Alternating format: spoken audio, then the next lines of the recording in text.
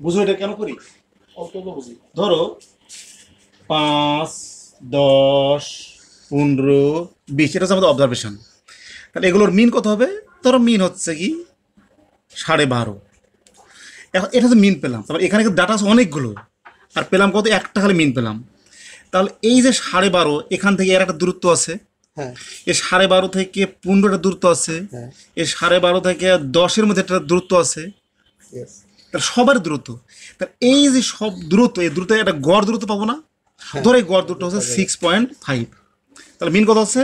মিন হচ্ছে 12.5, আর plus minus এই যে 6.5।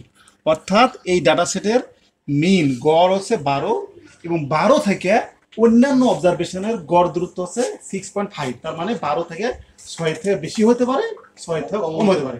সুতরাং এই দুইটা যদি আমি উল্লেখ করি, তাহলে আমি ডাটার প্যাটার্নটা জেনে যাবো।